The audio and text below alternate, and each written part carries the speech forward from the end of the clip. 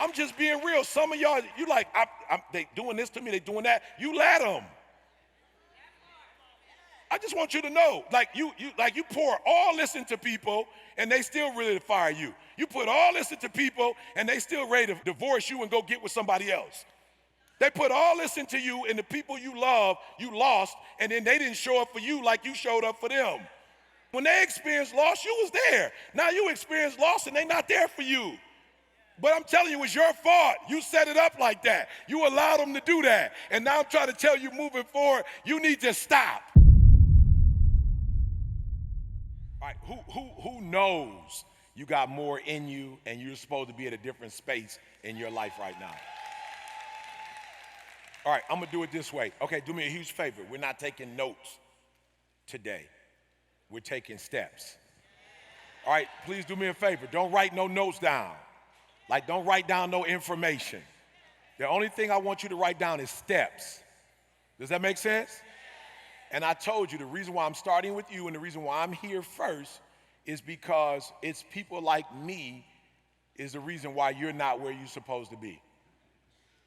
All right? Listen to me very closely. I'm going to say it one more time. The reason why it took Dee Dee to get to the point that she's at now is because Dee Dee spent so much time on me. I want y'all to hear me. I want y'all to hear me. So when I say something, I want you like, this is a step for me, not a note. So when I say something that resonates with you, I need you to say, I'm not gonna do this anymore. So I'm gonna start all over from scratch so you can catch it. Dee Dee was not where Dee Dee was supposed to be because Dee Dee was so busy helping me become who I needed to be. That Dee Dee sacrificed Dee Dee. So I need you to, right now you should be a step. Like you should be naming somebody that got your blessings and you didn't get those blessings. And when you leave today, you're about to make you the priority because here's the beautiful thing. If you take care of you, everything else is gonna be taken care of. Does that make sense? All right, so here's what I need you to do. So I need you to stand if you are, this is not for everybody. If you know you should be at I don't care if you 99%, you the 10%, you 5%. If you know you are not exactly where God wants you to be, I need you to stand and I just need you to give yourself some energy. I said give yourself some energy, not me. All right, good. All right, you can be seated. So what I'm asking you to do when we leave, what I need you to do is that I need you to make sure that for the rest of the year, you're taking care of you, and then everything else is gonna take care of itself. Does that make sense? All right, so here's where the journey started. It was a summer, I believe it was the summer of 2013, and we were sitting in the doctor's office. I mean, crazy. Me and Dee Dee been together. She was 15, I was 16. And we were sitting in the doctor's office. Listen to me, y'all. You could have never said to me in our 40s that Dee Dee would be in the doctor's office. Like, it was one of those things where the doctor was like, look, you got it. You know how you see the doctor on Friday and they like, we need to see you on Monday? Like, you go in for some treatment and they like assign you somebody on Monday. It was that quick. And she had cut the lights off and she had Dee Dee's brain on an x-ray. And she had a red, laser boy.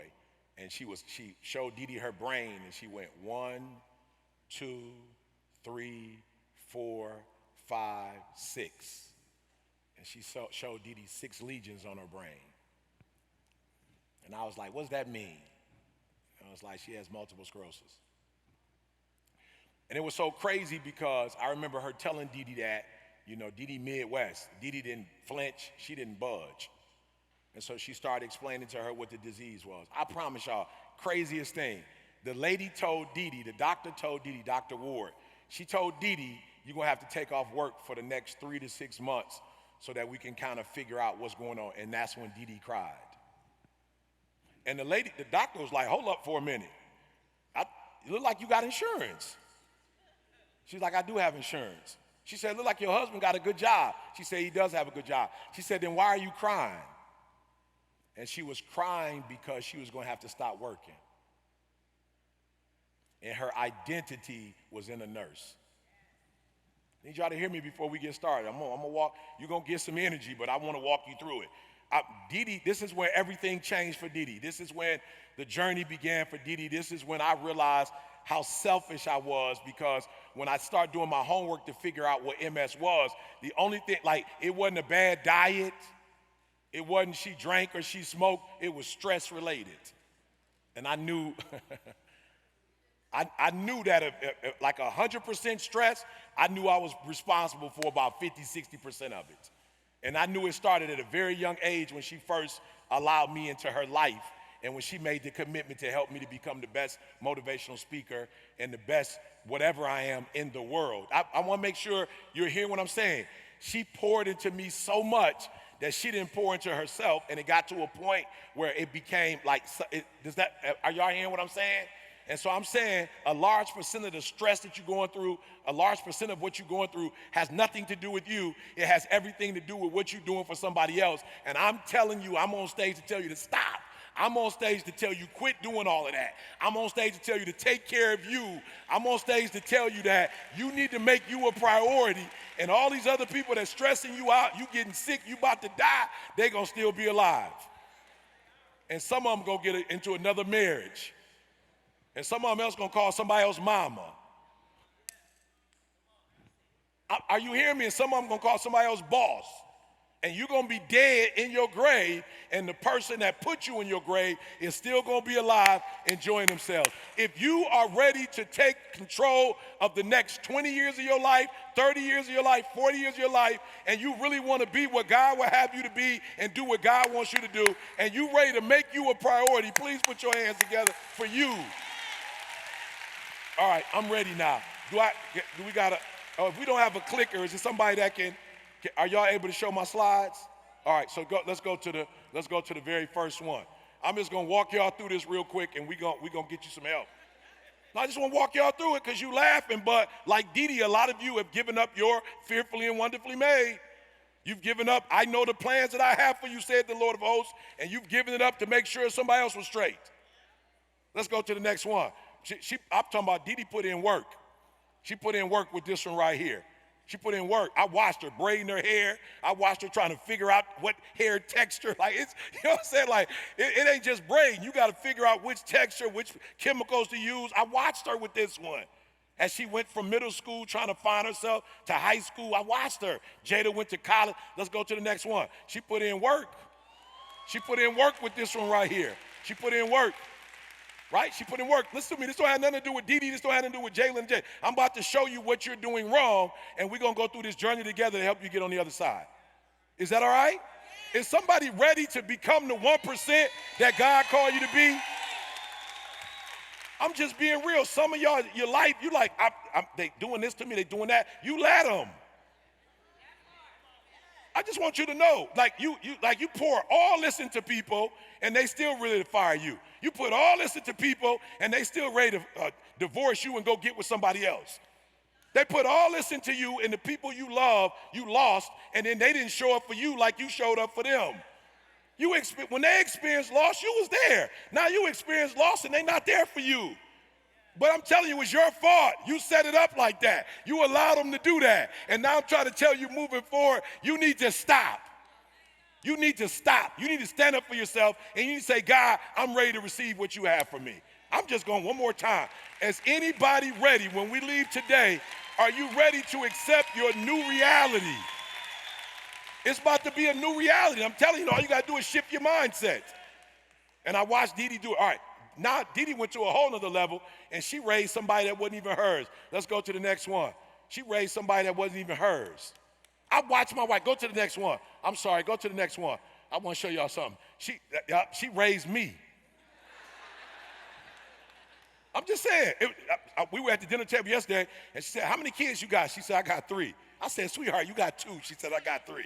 I got 3 kids. I said, you ain't got no 3 kids? She said, I do. Jalen, Jada, you. And then my boldest daughter, Savannah. Are y'all hearing what I'm saying? Listen to me. Before the speakers start, God cannot put new wine in old wine skin. If you're not ready to make that mental shift, nothing's going to happen for you. Am I clear? Let's go to the next one. She raised me from 16 to a PhD. She had me as a high school dropout and got me to a PhD. Am I talking to anybody? So listen to me. Watch this. Here go the first shift. Can we go to the next? I don't know if we have more slides or is that it? Let's go to the next one if we got the next one. Watch this, y'all. Y'all got to hear what I'm saying. She did all this for me. Here's the shift. It's just one thing I need you to do. She did all this for us, and she did very little for herself. Are we on the same page? All right, so here's the first step. First step is I want you to come out of your role, and I want you to come into your identity. All right, so when I say that, whatever your role is, write it down. If you're a wife right now, if you're a mother right now, whatever your role is, I need you to write that down. What's your role? Hear me carefully. You're about to go to a whole other level. You are no longer going to do roles, you're going to do identity. Does that make sense? All right, come on. Does that make sense? Now, for some of you, it don't make sense because you've been doing roles your whole life that you don't even know what your identity is anymore. You've lost it. So I want you to, on a sheet of paper, I want you to put role, I want you to put identity. And what the women today are going to talk to you about is their struggle from role to identity. But every time you hear identity, I want you to grasp that. Why? Because when you do role, you stuck. When you do identity, that's how you do what God is calling you to do. All right? So we're moving from role. Come on. We're moving from to. Come on. We're moving from to. Role is how you play out your identity. It's not your identity. And that's what some of you have gone wrong. And that's what happened. So what happened was your kids left and they moved out and then you lost yourself. Why? Because you was in role. So you lost your role and you thought you lost yourself when actually you lost a role. Now you're about to step into another identity. No, some of you lost your job and you was like, what am I going to do? You're going to do the same thing you did with that job. You made that doggone job. You created that doggone CEO. You put that company in a position it's in. You turned that school district around. So you're going to do what you did the last 5, 6, 7 years. You're going to get out of role and get an identity. And I'm trying to tell you, the reason why role is dangerous is because in role, they control you. In identity, you control you. I'm just saying, in your role, you like, he left me. He left you. That's a good thing then. If he left you, he didn't understand who you were, and you were going to recreate yourself. But the reason why you couldn't find another man, because you thought your identity was in that man. That was just a season. That was just, oh, y'all not hear what I'm saying? You thought your kids you just getting started now. And so when I was in the hospital with Didi, I was like, yep, I messed up. Now I got to fix it. We put you in roles. And Didi, you were way. Let me tell y'all something. Didi told me the other day, we was driving. She was like, I thank God for you. I was like, praise God, I'm turning it around. Hallelujah. Thank you, Jesus. She was like, listen to me. She said, I would just be retiring.